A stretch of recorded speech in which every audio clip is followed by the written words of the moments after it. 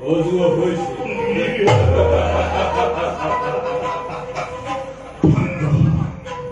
반노해머리 시원하보시오. 뼈파티고 하나 도마르코를 빌었더니 두나나나이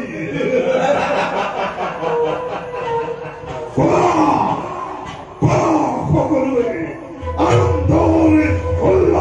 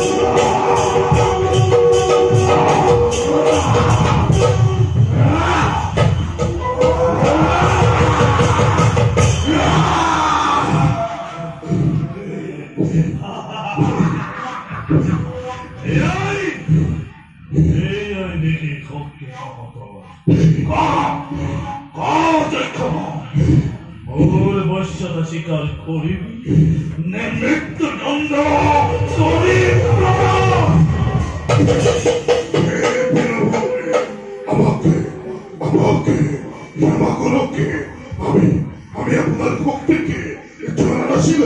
ও আমি আমি আজ হন্তে আপনাকে তথ্য হবে অধিপতি পাতিল আমাকে আমাকে রক্ষা করো।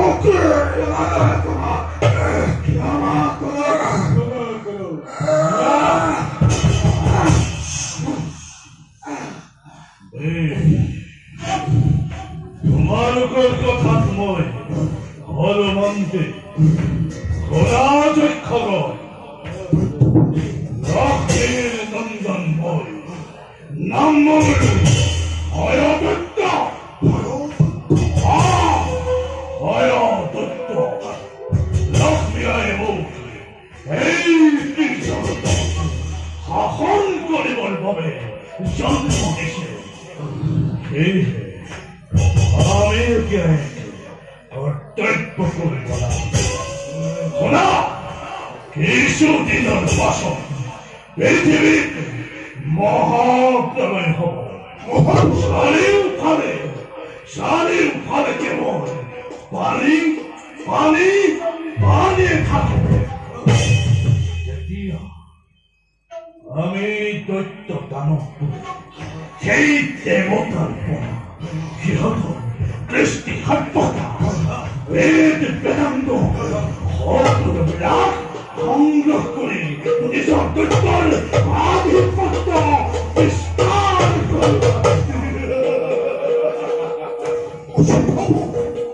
অসিদ্ধ হব দৈত্যপতি।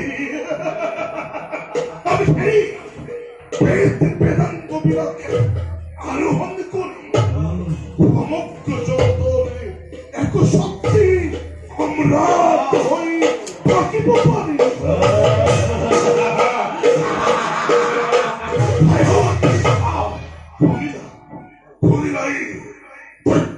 কথা এবাৰ সকলোৱে আনন্দতেই দৈত্য জয়ধ্বনি।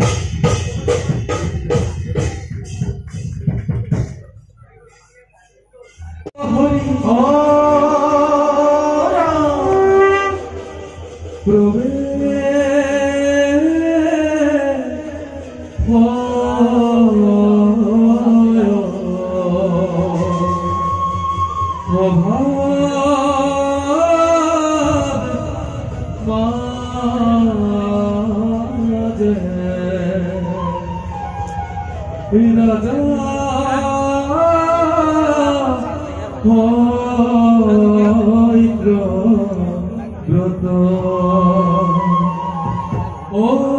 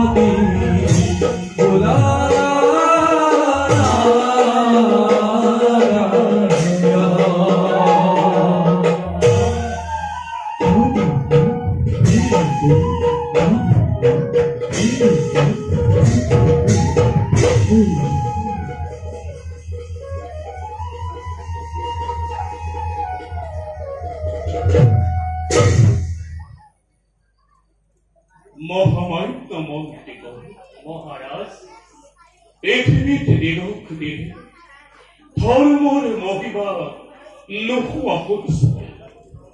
সমগ্ৰ পৃথিবী এফালৰ পৰা অধৰ্মই গ্ৰাস কৰিব ধৰিছে। পিতৃ মোৰ প্ৰিয়ৱতৰ কথা কৰিছে বলত, সত্য যুগৰ শেষত হ'ব মৎস্য অৱতাৰ। পৃথিৱীত হ'ব এক মহাপ্ৰলয়। গছ লতা তৰু তৃণ জীৱ জন্তু একোৱেই বাচি নাথাকিব। সমগ্ৰ পৃথিৱী মহাসাগৰৰ পানীত ডুব যাব। কিন্তু মন্ত্ৰীবল, মহাৰাজ, সেই মহাপ্ৰলয় আৰু কিমান দিন বাকী? সেই সকলোবোৰ মাথো চিৰি ভৰিৰে লীলা। তেওঁৰ দ্বাৰাই আমি সকলোবিলাক কথা জানিব পাৰিম।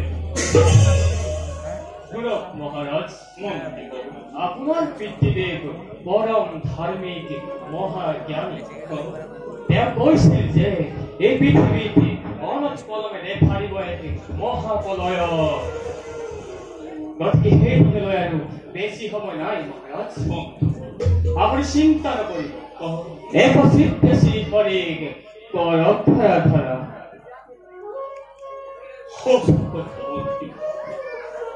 ভগৱানৰ বাহিৰে আমাৰ কোনেও সহায় কৰিব নোৱাৰে। সত্যত প্ৰতীক হৈ থকাৰ বাবে স্বয়ং ভগৱানে আমাক শ্ৰেষ্ঠ ৰজা বুলি স্বীকাৰ কৰি এই জন্মদেৱ উপহাৰ দিছিল। মহামান্য মন্ত্ৰীগণ, মহাৰাজ, আমি ঋষি মুনিসকলক মাতি আনো। ইয়াৰ বিষয়ে এটা আলোচনা কৰিব লাগিব। মহাৰাজ, মন্ত্ৰীবল, ঋষিমুনিসকলৰ নাই পৰিচয় পাৰিব মংগলে তেতিয়াই একচিত্তে শ্ৰীহৰিক কৰিলে আৰাধনা। শ্ৰীহৰি শিৰস্ফীত হৈ ভক্তক কৰিব উদ্ধাৰ। আপুনি অলপ চিন্তা নকৰিব মহাৰাজ। সঁচা কথা মন্ত্ৰী। মহাৰাজ, প্ৰিয়ৱতৰ পুত্ৰময় নামৰ সত্যবৰ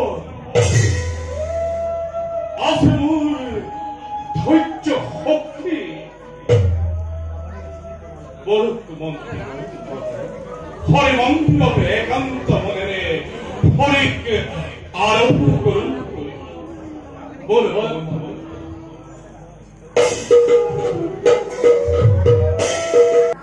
মোৰ দুখতে আজি সমগ্ৰ পৃথিৱী ধ্বংস হ'ব ধৰিছে। মোক ক্ষমা কৰক পিতা। পুত্ৰ, তই তই মোৰ পুত্ৰ হয়। মোক কৰ্মতৃপ্ত হলি। তোৰ গৰ্ভত থকা গভীৰ শাস্ত্ৰ জ্ঞান বেদ মন্ত্ৰবিলাকো তই ইয়ালৈকে ললি। আজি মোৰ সৃষ্টি ধ্বংস হবলৈ ধৰিছে। দেৱ সমাজত তই মানি পুৰুষ হৈ হৰিনাম গাই ঘূৰিছ। হয়, তই আজি যি মহাভুল কৰিলি সেই ভুলৰ কোনো ক্ষমা নাই। স্বভাৱ আজি মই চিৰদিনৰ কাৰণে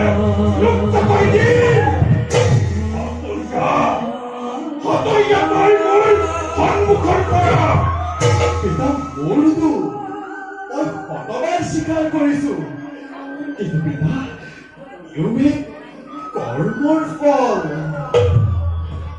কি কলি তই অবিতা কৰ্মফল কৰ্মফল তই আহিছ আজি মোক শাস্ত্ৰ জ্ঞান শিকাবলৈ মই পিতা মোৰ মোৰ স্বামী পুত্ৰই মোৰ বাক্য মতে সাংসাৰিক হৈ মোৰ সৃষ্টিত মান বহালে আৰু তোক মই বিবাহ কৰাবলৈ কোৱাত তই মোৰ কথা সেৱ জ্ঞান কৰি নিজকে তই পণ্ডিত বুলি ভাবিছ তই যি ভুল কৰিলি সেই ভুলৰ কোনো ক্ষমা নাই আজি খন্তে তোক মই ব্ৰহ্মহা কৰি প্ৰদান এই মুহূৰ্তটোৰ বৰ্ষৰ কবি শাস্ত্ৰ জ্ঞান বেদমন্ত্ৰ সকলোবিলাক লোপ হৈ যায় দৈত্যকুলত জন্ম লৈ দৈত্য ৰমণীক বিবাহ কৰাই তিনি যুগ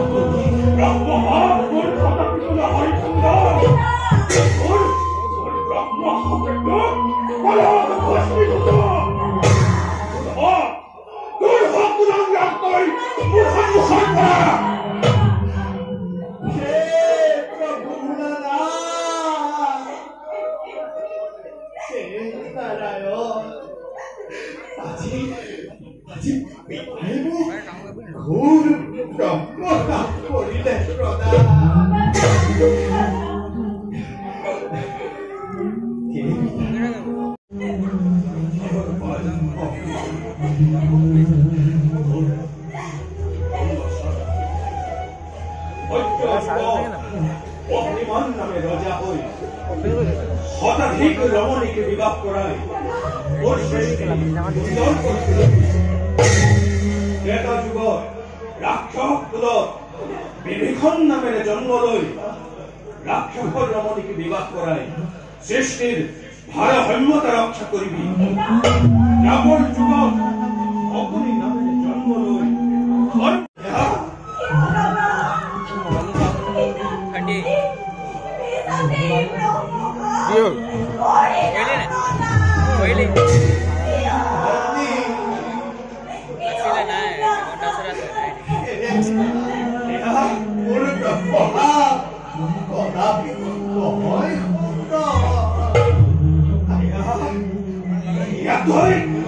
কি কৰিলি বাছা পুত্ৰ হৈ পিতাৰ ওপৰত চাপি দিলি তই ইখন ব্ৰহ্মহা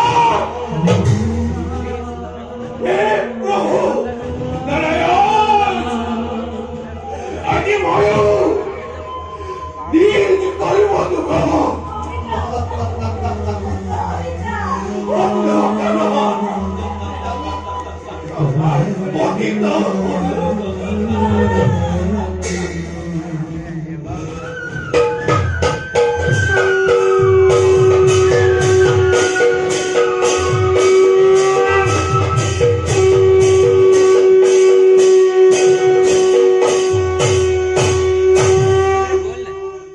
প্ৰজাপতি আপুনি হৈ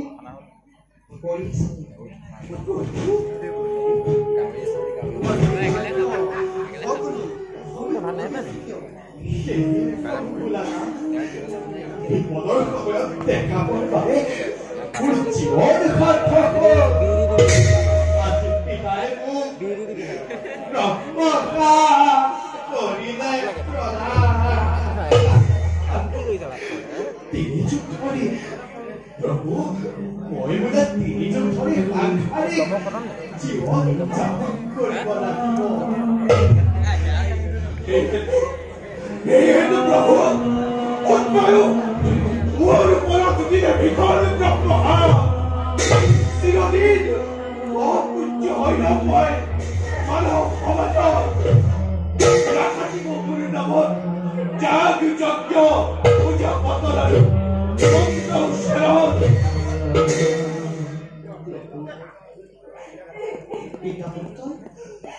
কিয় ব্ৰহ্ম মহাপ্ৰলয়ৰ সময়ত আমি নিজেই মহাপ্ৰলয়ৰ নাৰদৰ ব্ৰহ্মক মই সন্মান কৰিব পাৰিম কিন্তু আপোনাৰ অভিশাপ মই খণ্ডন কৰিব নোৱাৰিম চিৰদিন অপূজ্য হৈ থাকিব আপুনি ভয়াল দক্ষ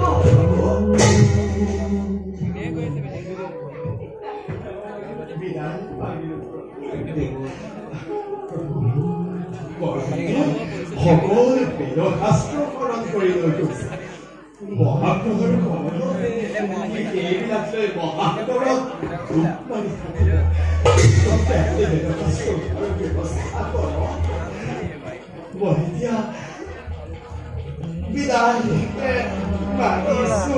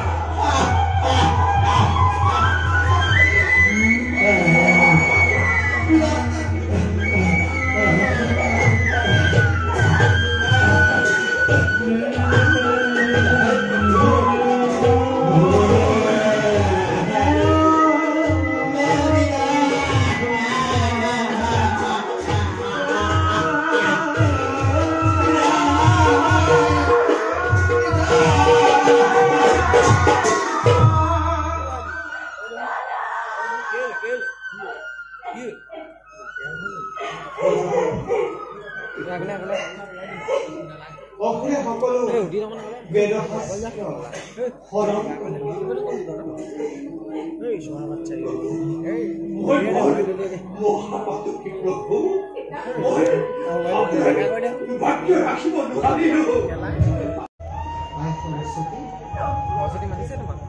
দাদাৰে দিন বাক্য আজি সন্তে আমি তোমাক অৰ্পণ কৰোঁ আজি সন্তে জগতে জানিব তোমাক বিনা পাত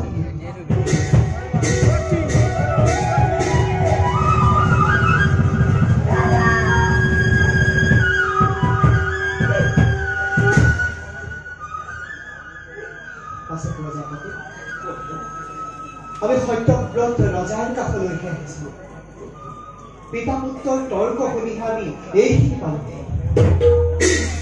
তেন্তে আমি নিশ্চয় গমন কৰোঁ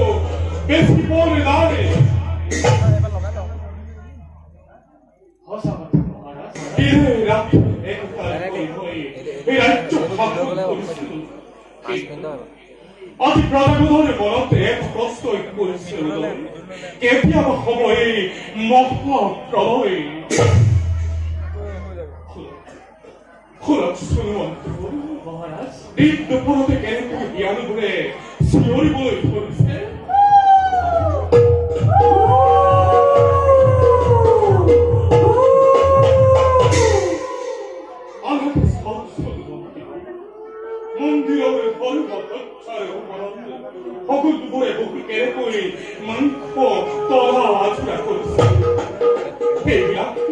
সেইবিলাক জানো অমংগল লক্ষ্যে এই সকলোবোৰ দেখিও প্ৰজাখনত কিয় নিবাসে আছে তাৰ এটা উপায় ঠোক মন্ত্ৰী বলে তাৰ এটা উপায় ঠোক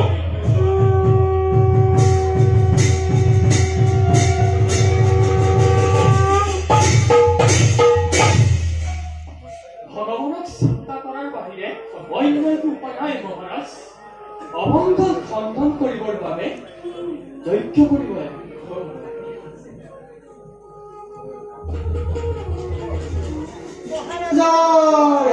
জয় হোক মহাৰাজৰ জয় হোক কোন আপোনাৰ দেখত সুন্দৰ ব্ৰাহ্মণ যেন হয়মান আসন গ্ৰহণ আসন গ্ৰহণ কৰিবলৈ সময় কিমান তাকৰ মহাৰাজ আমি মই বিপদত পৰিহে আপোনাৰ ওচৰলৈ আহিছো আমাক কিবা এটা উঠি কিয় মই একো বুজিব পৰা নাই মোক ভাঙি পঠি কওঁতে জবৰ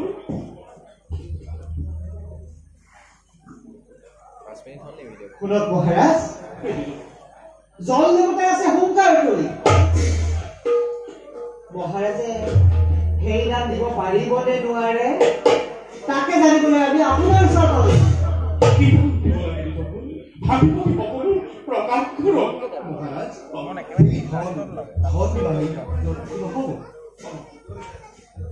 ধন একো নহয় সেই যি দানৰ কথা আমি আপোনাক ক'বলৈ লৈছো সেই দান অতি ভয়াৱহ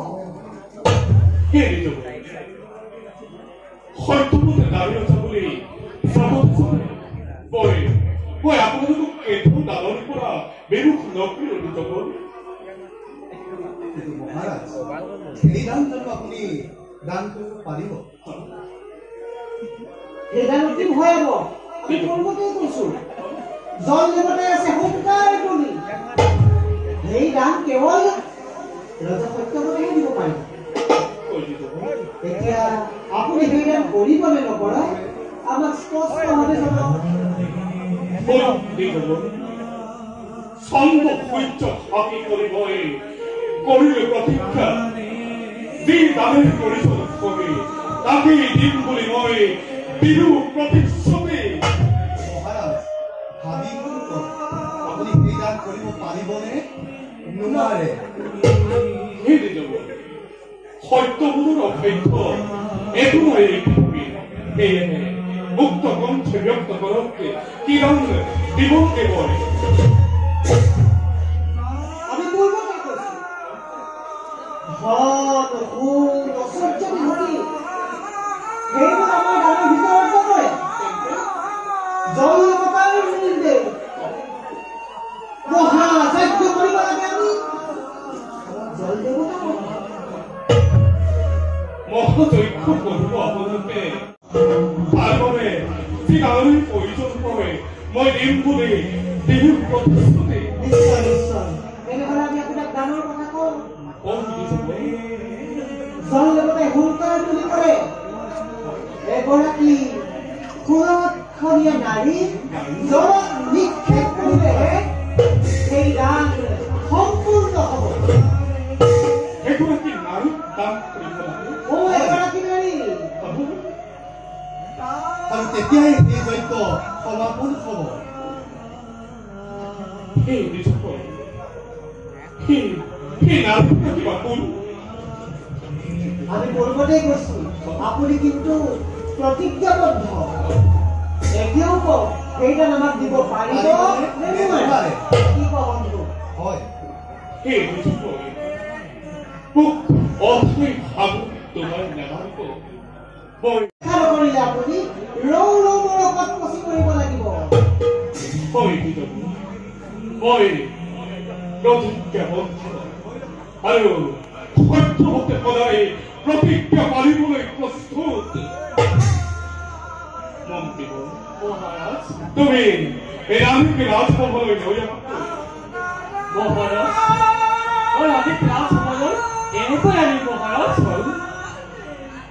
মন্ত্ৰী মহাৰাজ তুমি মোক প্ৰশ্ন নকৰিবা এয়া মোৰ আদেশ মন্ত্ৰীবৰ তুমি ৰাণীক ৰাজসভালৈ লৈ আহবই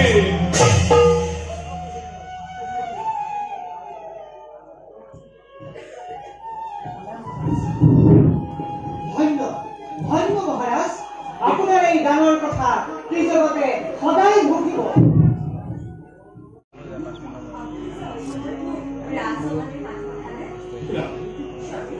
অপদাৰ্থ ৰজা